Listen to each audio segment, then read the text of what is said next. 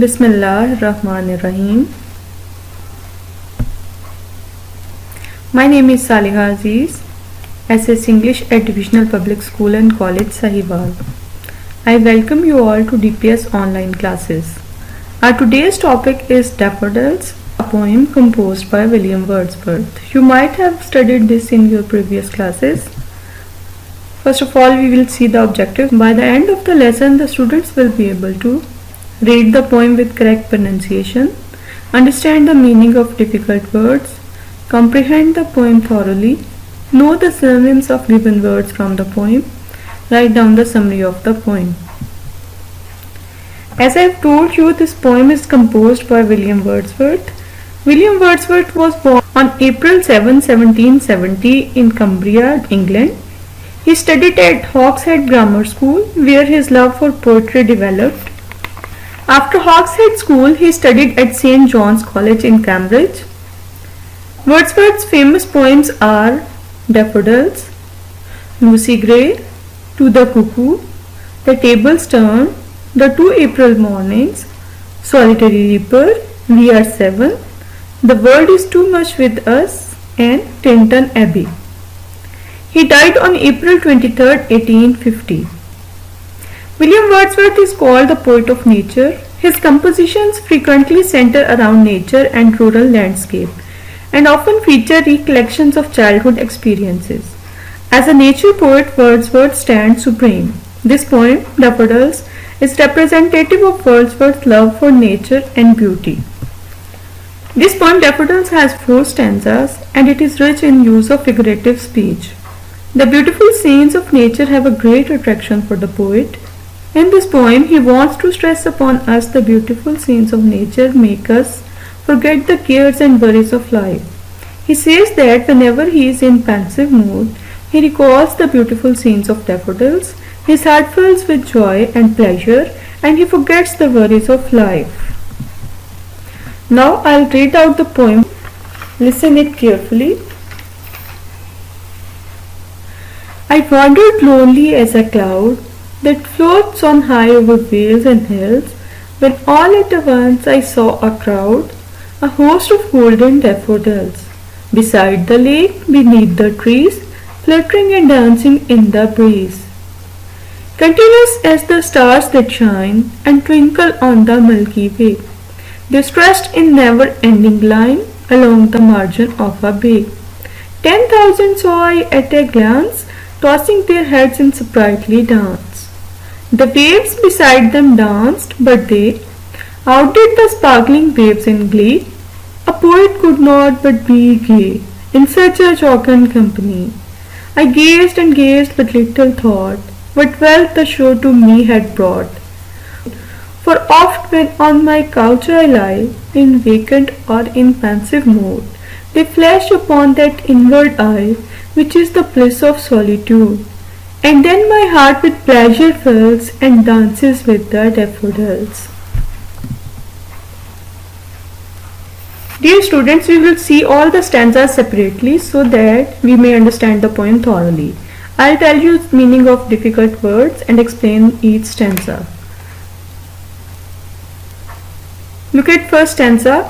I wandered lonely as a cloud that floats on high over vales and hills, when all at once I saw a crowd, a host of golden daffodils, beside the lake, beneath the trees, fluttering and dancing in the breeze.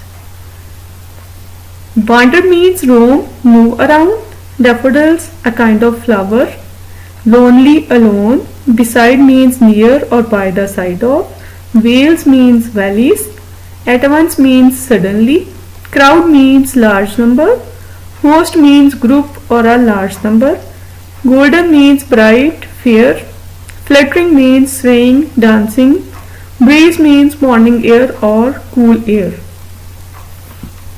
Wordsworth is a nature lover. In this poem, he describes a pleasant experience of his life. Once he was walking aimlessly like a cloud on mountains in some valley. At that time, suddenly he came across a large number of bright colored daffodils by the side of a lake and under the trees. The flowers were waving in cool breeze. The whole scene indicates that it was a pleasant breezy day. So overall it suggests a beautiful landscape which includes mountains, lake, trees, flowers and breeze. Stanza number 2. Continuous as the stars that shine and twinkle on the Milky Way, distressed in never-ending line along the margin of a bay. 10,000 saw I at a glance, tossing their heads in sprightly dance. Continuous means innumerable, uncountable. Shine means glitter, gleam. Twinkle means sparkle. Milky Way means galaxy. Stretched means spread. Margin means edge, side or border. Bay means inlet, any water inlet. Natural harbor. At a glance means at a sight. Tossing means rolling, swaying, dancing, moving. Sprightly means lively, joyful. Now in this stanza, the poet compares the flowers to the stars. They are spread over a large area. They were shining and twinkling like stars. The flowers are visible as far as the poet could see. This suggests that the flowers left an everlasting impact on him. Wordsworth exaggerates the number of flowers by saying, 10,000 saw I at a glance. This shows that the poet is overjoyed to see so many flowers.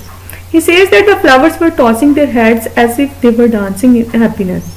Actually, the poet was amazed at the beauty of the flowers, so he found everything around him joyful. All these references of dancing and tossing heads are the parts of his personification of flowers. Stanza number 3. The waves beside them danced, but they outdid the sparkling waves in glee. A poet could not but be gay in such a jocund company. I gazed and gazed, but little thought what wealth the show to me had brought. Waves means tides, outdid means surpassed or excelled, sparkling means bright, glittering, glee means happiness, gay means happy, jocund means cheerful, merry, company means companionship, gazed means stared, looked, show means seen. Now in this stanza, the poet says that in the bay the waves were dancing and looking beautiful, but the flowers outshone the lively waves in their happiness. Having such cheerful companion like the daffodils, a poet like Wordsworth cannot help being happy. So he was constantly looking at those flowers. The word gazed is used twice in the stanza to indicate how moved or charmed the poet was. So he gazed at them forgetting his surroundings. At this time he did not realize, but later he came to know that such scene and such happiness is a wealth. It is a pleasant memory that he enjoyed for a long time since that day. Stanza number 4. For oft when on my couch I lie, in vacant or in pensive mood, they flash upon that inward eye, which is a bliss of solitude, and then my heart with pleasure fills and dances with the daffodils. Oft means often, repeatedly, a lot of times. Couch means bed or sofa. Vacant means free, unoccupied. Pensive means thoughtful, absorbed. Mood means state of mind. Flash upon means come suddenly, appear. Inward eye means imagination. Bliss means joy or happiness. Solitude means privacy, loneliness. Pleasure means delight or enjoyment. In this stanza, the poet continues to reason that the flowers had brought him wealth. He clarifies why the sight of the flowers was so important in his life. These flowers have become an everlasting memory for the poet whenever he is alone. So he calls it a blessing of staying alone. Whenever he sees these flowers in his imagination, his heart fills with joy and he feels like he himself is dancing with daffodils. This shows poet's intense feelings. He depicts the scene and expresses his mind so vividly in so simple a language that really draws one's attention. And perhaps this is the reason why this poem is so much famous. Now there are some words and their synonyms from the poem. Wander, roam about, crowd, mass or a large number, fluttering, flattering or waving, outdid, surpassed, excelled, sparkling, glittering, glee, happiness, delight, jocund, cheerful, happy, Synonym of gazed is stared or looked. Synonym of sprightly is lively and energetic. Stressed has synonym spread, margin, edge, side, border. Continuous, innumerable. Pensive, thoughtful. Solitude, isolation, loneliness. Our next step is writing summary. A summary is a shorter, condensed version of an oral, visual or written text. It is fairly brief restatement in your own words of the contents of the poem. There are some basic steps in preparing a summary, providing a logical and organized approach to the process of summary writing. First step is reading. A good summary depends to a large extent on good reading to understand the original text. It means you have to read the text again and again to understand it. Next step is outlining. Outlining involves making notes that may help you compose a summary, such as noting author's purpose, topic sentence, supporting details, and main idea. Next step is checking. At this stage, the accuracy of outline notes is judged by comparing them with the original passage. Necessary changes can be made in it at this stage. Fourth and final step is writing. At this stage, a few necessary changes, if any, are made. A review of the summarized version is important to make the summary accurate, fluent, and error-free. I hope after reading and understanding all these steps, you can write down the summary of the poem, and it is your assignment. Write down the summary of the poem Daffodils. Dear students, that's all for today's lesson. Keep visiting DPS online portal for more. Thank you very much.